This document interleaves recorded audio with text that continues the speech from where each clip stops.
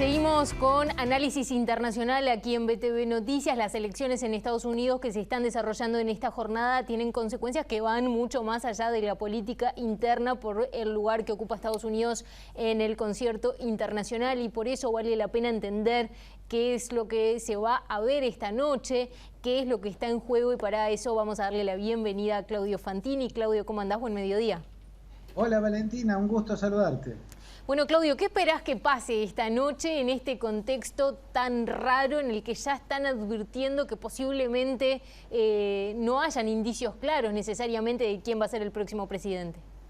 No, y eso tiene explicación en las características del escrutinio, pero la atmósfera está recargada, hay un clima político muy denso, muy cargado de presagios oscuros, inquietantes, precisamente porque existiría el riesgo de que uno de los jugadores cometa una falta. La falta que se teme es que Donald Trump utilice los primeros escrutinios, si es que le resultan favorables, para proclamarse ganador esta misma noche, cuando lo evidente es que el grueso del escrutinio va a transcurrir a partir de esta noche, y recién en los próximos días se va a saber el verdadero resultado. Normalmente hay una tendencia, que es que los votantes republicanos tienden a concurrir masivamente el mismo día de la elección, mientras que los votantes demócratas son más de votar por correo, franja de votantes que va a crecer mucho debido a la pandemia, y también por anticipado, ¿no es cierto? Entonces, es posible que los primeros escrutinios que se conozcan esta noche sea el de la mayoría de votantes republicanos, que, si se cumplen las tradiciones que hace la normalidad electoral, votarían el día de hoy, ¿no? Y que Trump, con esos resultados, que van a ser un porcentaje muy bajo de lo que será el escrutinio final, para embarrar la cancha, temiendo una derrota en la totalidad del escrutinio, se proclame vencedor hoy mismo. Bueno, y ahí se inauguraría una crisis de impredecibles resultados, ¿no? Pero ese es el temor que anda flotando. No necesariamente va a ocurrir eso, depende de varias cosas, entre ellas el resultado. Si hoy sorprendieran en los primeros escrutinios con una diferencia notable a favor de Biden, entonces la posible triquiñuela de Trump no se podría llevar a cabo, ¿no es cierto? O sea, hay muchas posibilidades, pero una de ellas es inquietante. Bien, hay muchas variables entonces en juego también, por ejemplo, si en aquellos estados, porque todos tienen características diferentes, en los que se podía votar de manera anticipada, ya empezaron a hacer el escrutinio, como según veíamos pasa en Florida, pero no sucede en otros estados que son bien importantes. Tal vez vale la pena explicar justamente por qué se da esta situación en la que los demócratas encabezan en todas las encuestas, pero sin embargo todavía el final es abierto en la jornada de hoy.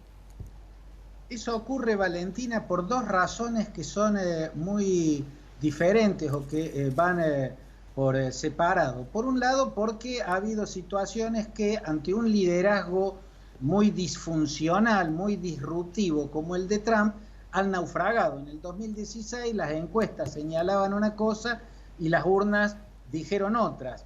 ¿Por qué? Bueno, entre otras cosas, porque no tuvieron en cuenta las encuestas a ciertos sectores de la sociedad que normalmente no votan, ¿no? Por ejemplo, ciertos sectores de la clase trabajadora, de las clases medias y medias bajas, que no tienen título universitario, que no tienen negocios o comercios. Bueno, son sectores donde normalmente hay muy baja concurrencia de votantes, entonces los encuestadores encuestaron en otros sectores de la sociedad. Y en esos sectores que normalmente no votan es donde estaban los principales bastiones de votantes de Donald Trump, por tratarse de un líder disruptivo, de un líder totalmente atípico. A eso lo habrían corregido, las encuestas este año se habrían hecho teniendo en cuenta todos los sectores, no descuidando ningún sector para que no ocurra lo del 2016, y a la vez se ve los cambios que hicieron en el mismo margen de error. En el 2016 las encuestas se hacían anunciando un margen de error de 2 puntos porcentuales y hoy están dando márgenes de error de entre 4 y 6 puntos, o sea, se están cubriendo más. Pero por otro lado, Valentina, está el problema objetivo, el que plantea el sistema electoral norteamericano, que tiene una falla que se vuelve imperceptible y hace que el sistema electoral funcione bien si el resultado es claro y contundente. Pero en los resultados de alta paridad, el sistema puede naufragar y hacer que termine ganando el que perdió la elección en el voto directo de los ciudadanos. Ocurrió 5 veces en la historia, 2 veces este siglo. El triunfo de Trump, que había perdido por 3 millones de votos directos con Hillary Clinton, y anterior a él, Bush hijo, que había perdido en el voto de los ciudadanos frente a Albert Gore.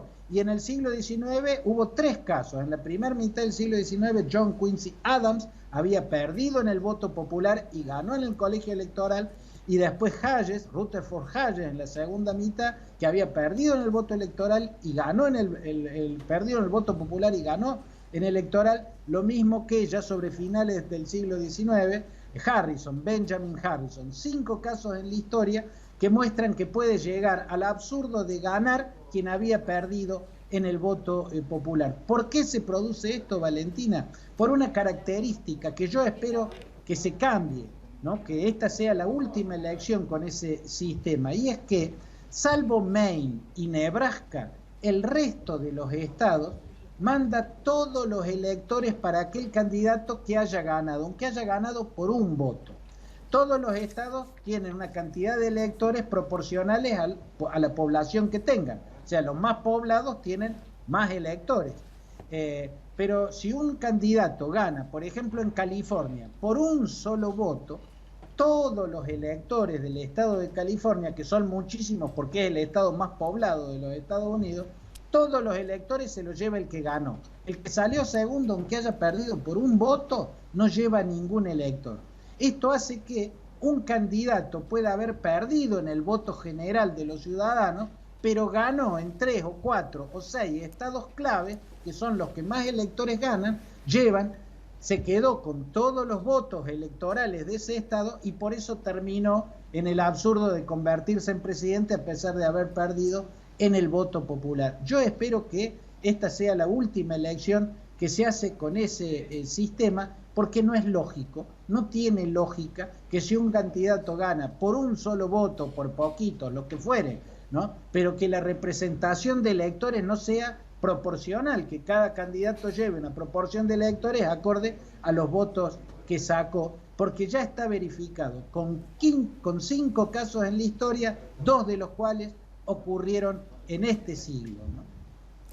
Muy bien, Claudio. Habrá que ver con mucha atención, va a estar bien interesante para ver cómo se desarrolla la jornada una vez que se cierren los circuitos, como le decimos acá, cuando termine la jornada electoral, cuánto sabremos y cuánto no esta noche respecto a el futuro de ese país. Estaremos atentos y por supuesto nos vamos a volver a comunicar en cualquier momento. Gracias. Bueno, así es, Valentina. Un abrazo y hasta cualquier momento.